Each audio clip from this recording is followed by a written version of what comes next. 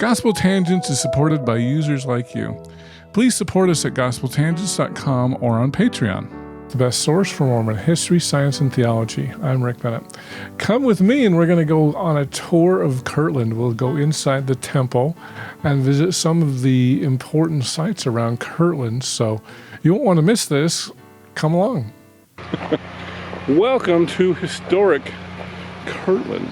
So there are 5 buildings here that are original, but these 2 buildings are not. The one behind me that you see is the Ashery, and then this building here behind me is the Sawmill. Now some of these windows are open, so we're going to go check out and see what's in here, but they told us yesterday, I went on the tour, and probably don't, so they make potash in here, and I'm guessing this is the raw material. Nice little wheelbarrow. They mix it up, do whatever they do, and then they heat it up and everything. And over here you can see the furnace, which they said they heated it up to 1,000 degrees. And so you can see here on top of this wall, there's the black potash, and of course this is a big brick furnace. And then over here you can see the white potash. And so the black potash is, they said it was $100 a barrel, and I'm like, that's the price of oil. But the white potash is $200 a barrel, and I was like, that had to be ridiculously expensive.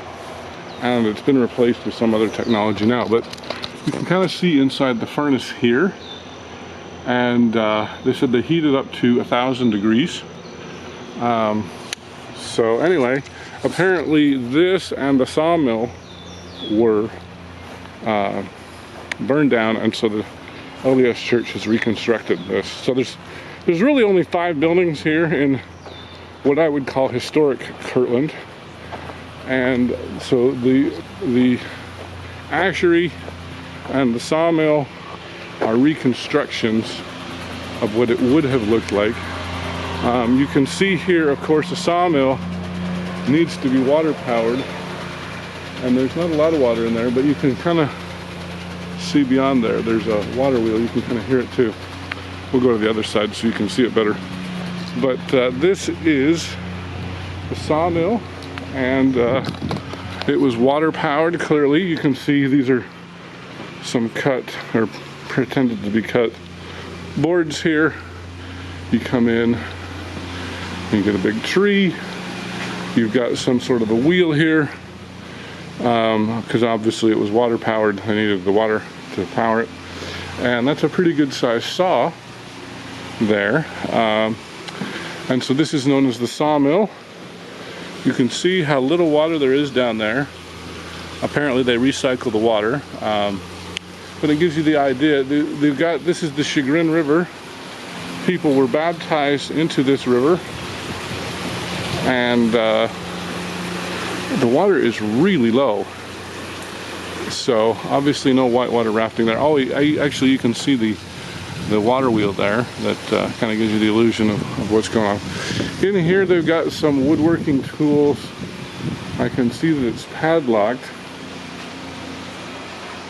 Here, I'm going to put the camera in here. I don't know if you can see in between the boards, probably not.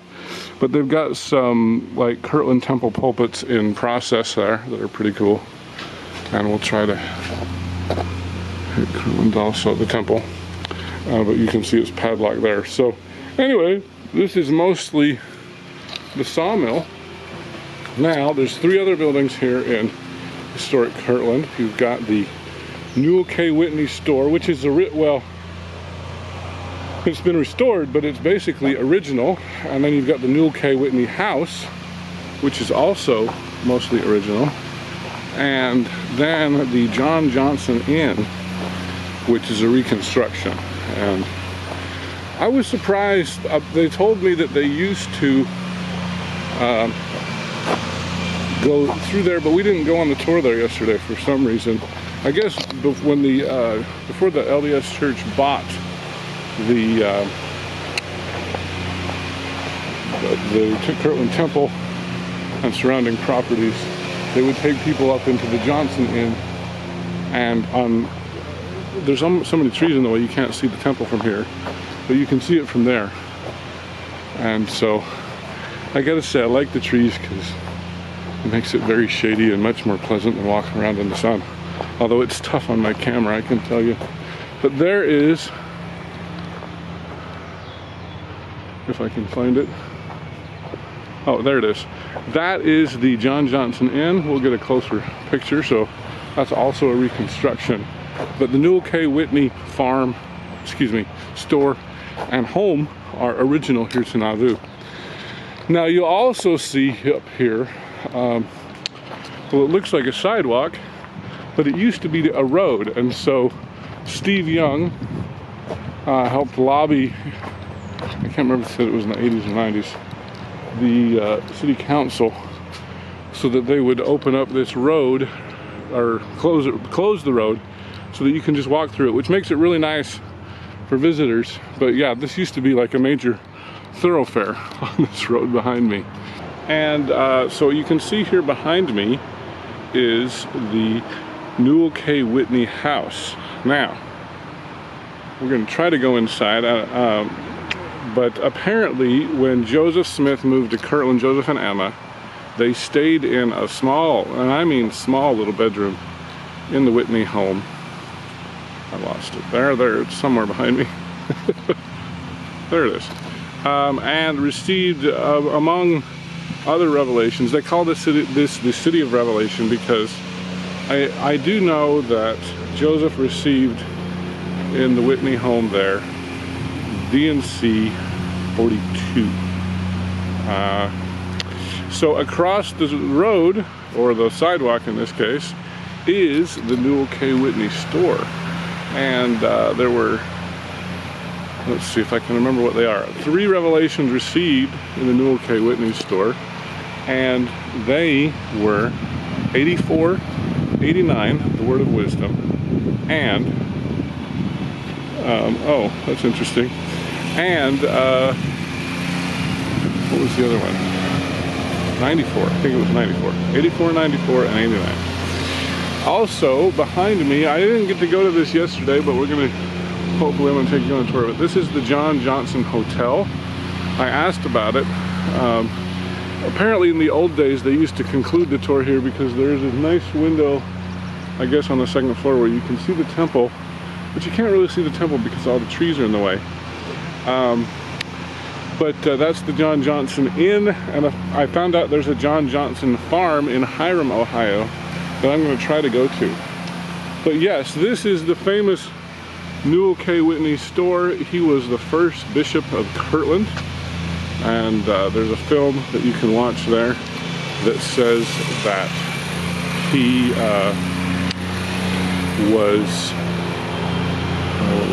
that he was really nervous about being the bishop. But I was actually listening, and on the back side here, I'm going to try to walk around the Newell K. Whitney store here.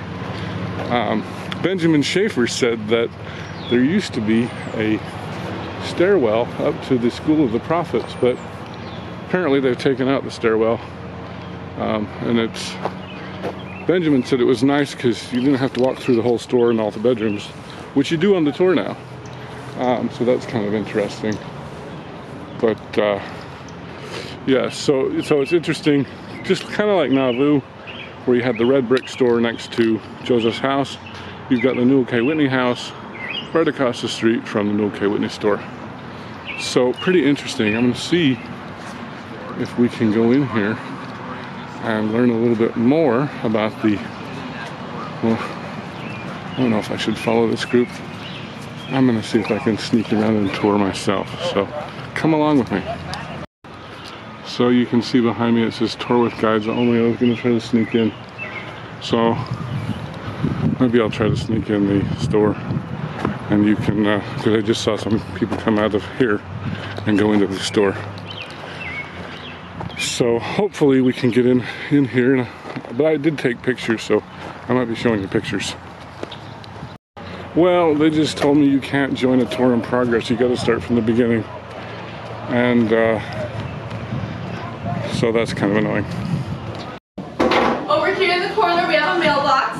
Newell was a commissioned postmaster, and if you take a closer look, you'll notice there are no stamps on these envelopes. So, you know, today we use stamps because we have to pay to send off our mail. But back then you actually had to pay to receive. I cut her off too soon then, and she meant to say you had to pay to receive mail, and that was really annoying when you were the receiver, and especially you're Joseph Smith and you're getting all this hate mail they expect you to pay for. Anyway, this is the some of the rooms there in the Newell K. Whitney store. That's the stairs up to the School of the Prophets. And then we walk out the door here. This is the kind of the main store area. You can see some of the lanterns there that were for sale. One of the nice things about Newell K. Whitney is they knew what a lot of the things he sold because he kept such good records. So in the back room, they've got some barrels of flour, I think, and some baskets that were probably for sale and that sort of a thing. So they really know pretty well what Newell K. Whitney was selling. He was kind of the main merchant in the area and sold lots of goods. Oh, and then this is the way to the School of the Prophets, isn't it?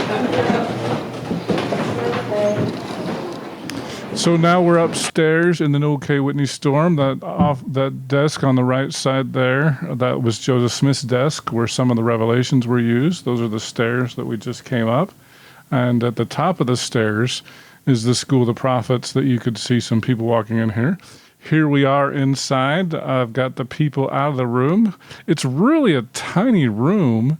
You can see this fireplace where people threw their pipes after Joseph Smith received the revelation. So you can see some of the people there.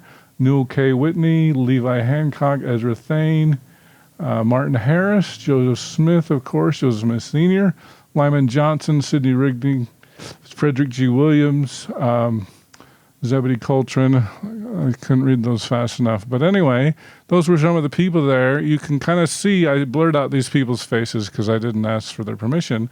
But this was probably how full the room was when they would meet for the School of the Prophets. And so, yeah, you can see it was pretty crowded. Now, this is the bedroom across the street at the Newell K. Whitney house. Joseph and Emma stayed in that very room right there. And this is the parlor. I know that a few revelations were received. All right, so once again, I'm at the intersection of the Whitney house and the Whitney store, and I found out that they actually got rid of two roads. There's this road here, which cuts up that hill, and then there's this road here. But anyway, so there was a road here that cut to that street, and that's the way it was in the 1830 or even 1826. So the Whitney store was built in 1826. Anyway, super interesting. I think I said that only 4 sections. There was like way more sections in all of these. So it was super fun. And anyway, just don't you love Kirtland? So I'm going to go to hopefully the Family History Center and the John Johnson farm next. So it's going to be a lot of fun. All right, so this is inside the John Johnson Hotel.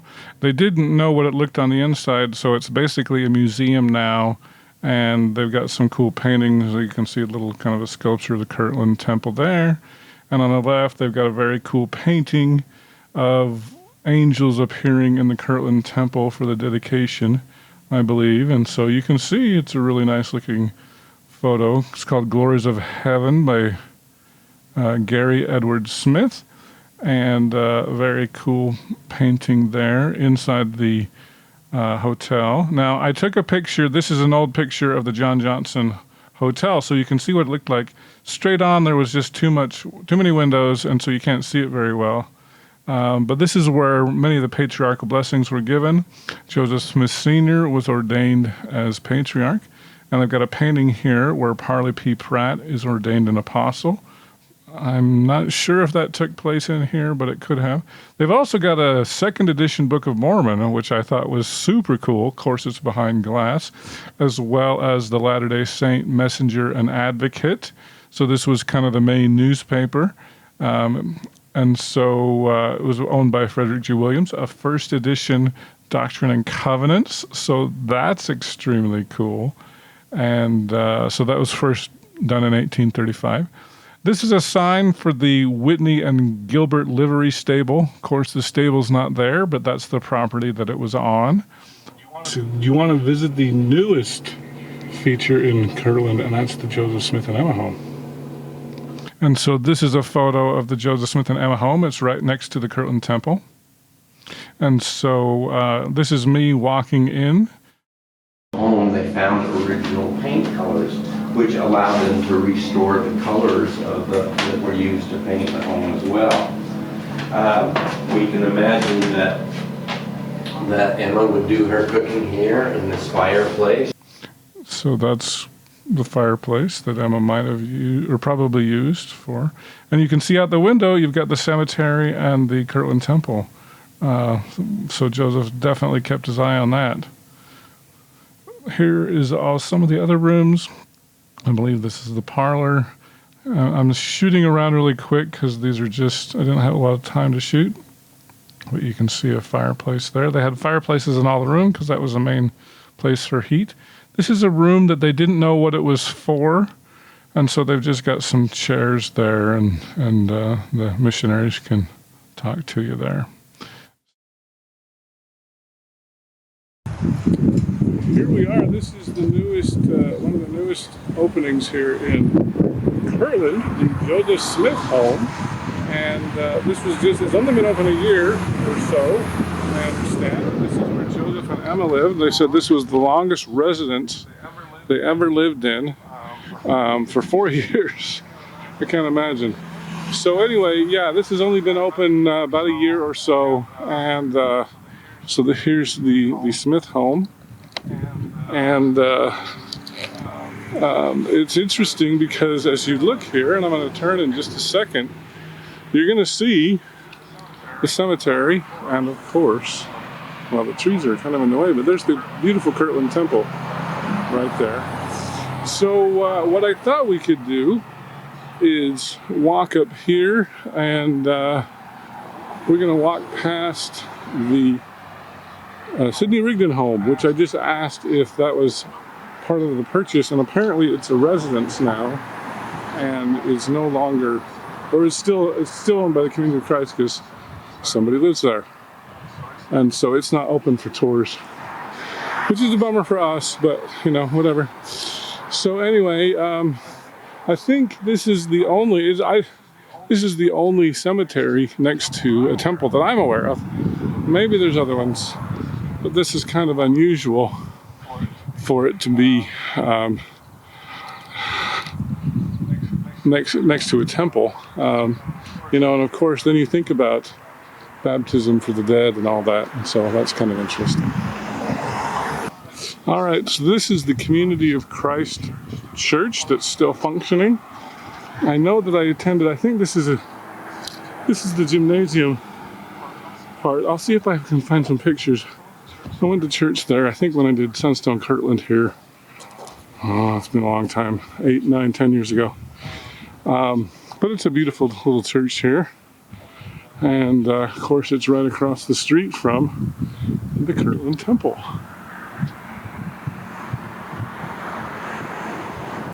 Kirtland Temple, House of the Lord. I just want to imagine what this was like when it was kind of a granite looking building with, I think it was Artemis Millet, if I have that name right. Designed it with a red roof and a green, well, they still got the green doors, you can see there, and bell tower up high. So, and apparently this here, which is now a beautiful garden, this is where the bank was. The Kirtland's anti-bank, Kirtland Safety Society anti-bank. And of course, across the street, right here, is the Sidney Rigdon house. Wish we could go in, but we can't. And it's next to the Community of Christ church building here. So this is where Sidney lived. And so this is me in front of the Kirtland Temple, obviously, probably where the bank stood. And this was my friend. Why am I not remembering her name? She does a lot of textiles. Looking up, you can see the bell tower. There used to be a rope hanging down. I'll tell that in just a second. This is Jenny Smith, my webmaster. You can see inside. This is on the main floor, the Kirtland Temple pulpits that you can see. Mark Staker on the right, Seth Bryant on the left, and why can't I remember her name, in the middle? But you can see the temple pulpits are very high. PDA stands for Presiding Deacons Aaronic, and so that's where the deacons sat. And then I'll talk about the initials here in just a minute. These holes, well, they're covered in now, but they were for the curtains, they believe. And so in between the pew boxes, you can see I've got the gap there. That's where the curtains would have separated or divided the pews so that they could meet separately. You can think of them as kind of the accordion doors that most LDS churches have to separate out rooms. So this is on the main first floor, and then on the second floor you can see the pulpits are a little bit lower. And, oh, here we go. Here's the names. So, Presiding Deacon, Aaronic Priesthood, Presiding Teachers, Aaronic Priesthood, PTA, and then Presiding Aaronic Priests. And so those are the initials that you see. There's one more, which stands for Bishop Presiding over Aaronic Priesthood, BPA. So, Newell K. Whitney was the bishop over the Ohio Church, and he sat in the top center to teach the Aaronic Priesthood meetings.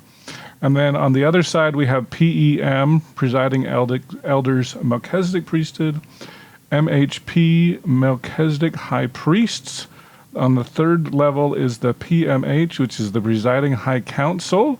And then the top level, MPC for Melchizedek, which is basically the first presidency. And so this is Seth Bryant with Mark Staker. This is also on the second floor. You can see where the curtains would have rolled around those rollers on each end. And so the second floor and the first floor were almost identical. You can see here the ropes they used that were probably used for the curtains. And they use that to rope off the pews right now. Mark Staker's talking about that. These are the choir boxes, which I understand were very hard to use. But you can see this is once again on the second floor. They're much lower. This is inside the pew boxes. You can see that the benches move, and so you can go either direction. This is a window that was in the original Kirtland Temple, excuse me, as well as an organ. And this was leading to Joseph Smith's office there in the back. And this is the room where Joshua Satius taught Hebrew to Joseph and others there. And so this is inside the temple. You can see how full it is. I took a picture of the floor because you can see these are original floors. And so they're not quite as finished as our modern floors. But you can see how full it was. Andrea Radke Moss led the session on Sunday. This is Kathleen and David Cook from New York. David was a former Area 70. And this is the new visitor center, new to us. And so here we have the Shaker Museum, and Barbara Walden, that's in the orange. She led some Shaker music. These are some old pictures of the Kirtland Temple. I love the Model T Ford, and you can see that the Kirtland Temple is kind of gray there, and then you can see inside they're holding a meeting. These are from the Shaker Museum. They have some old pictures of Kirtland, which are just amazing. You can see there's on top the Kirtland Temple up on a hill, and these are some other pictures of Kirtland that date from the early 1900s, I believe it was. And so it's cool that they have some early photos from Kirtland that we wouldn't have otherwise. And so I saw Rick Turley, who's pictured here, taking pictures of them, and I realized I better look at these. These are some Shaker plates that were used. All right, here we are at the Johnson farm. This is a big looking farm. Looks like the Johnsons had a little bit of money here. Let me turn around here so you can see it. And I don't know much about this, so you're gonna learn with me what's going on here. So on our way, where the tours start here. All right, so this is the reception end area in the Johnson barn, I guess. And I'm lucky to be here by myself, or unlucky, depending on your point of view. It's interesting. Oh, those look like original beams. And these look like very modern machine beams. So this one, as you can tell, is hand cut because you can see the carvings and they look really old. So it looks like a lot of times, oh, those are interesting. It seems like they do a combination of old and new. Of course, you know, beams wear out, but you can see this looks like an original beam. I don't know if it is, but if it's not original, it's old. But you can tell the hand cut versus the machine cut here with the nice smooth edges. So that's kind of interesting. All right, so that's your tour of the John Johnson farm. Super fun. So a couple other buildings. This is a barn that they apparently use for apples and peaches. All these buildings, all four of them that I'm going to show you here really quickly, are original. You know, obviously they've been restored. They've got kind of, as I mentioned before, you can tell the modern stuff from the old stuff, but all of these have. This here behind me is what's called the granary. He told me that inside, that they've put this red clapboard, so all the outside is covering up the original red clapboard that it was. So it looks like it was. This over here, we've got another shed that now is used for restrooms. But this is also an original building, but it's now got the new purpose of restrooms. So anyway, there's not really much to see. He did show me some of the original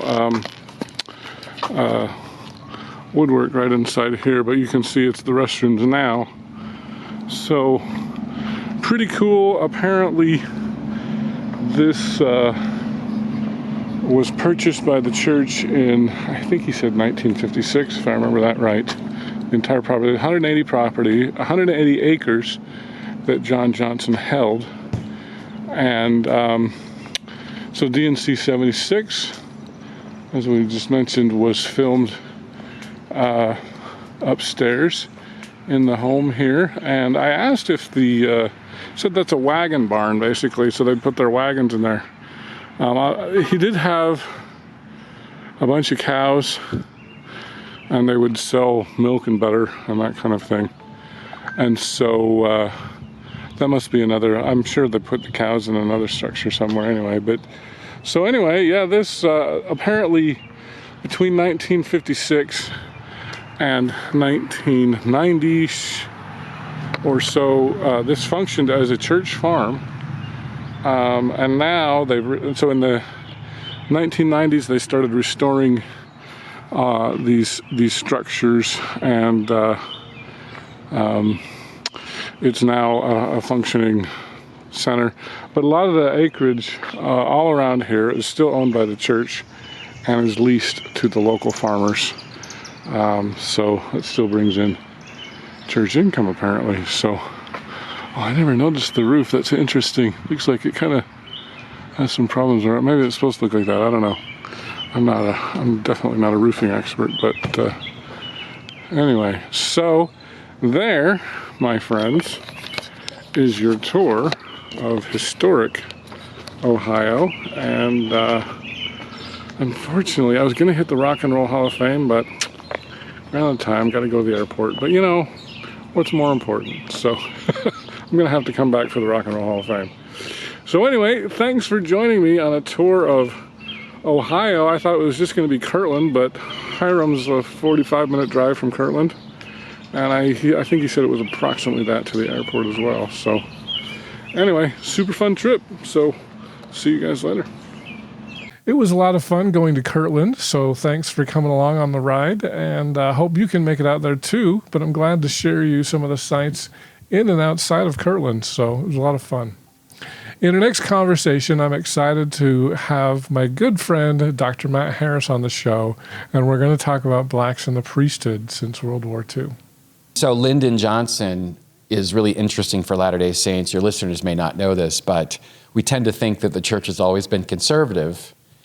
But in the 1960s, Utahns supported the Great Society. This is probably the one or two most liberal government programs in the history of this country. Yeah, and Lyndon Johnson was the last Democrat Utah voted for. That's correct. And Lyndon Johnson, believe it or not, was a good friend to David O. McKay. Oh, I didn't know that. Yes, and that's really hard to hear, or understand rather, because President McKay was a pretty intense conservative. Thanks for listening, and I hope you to continue to enjoy Gospel Tangents.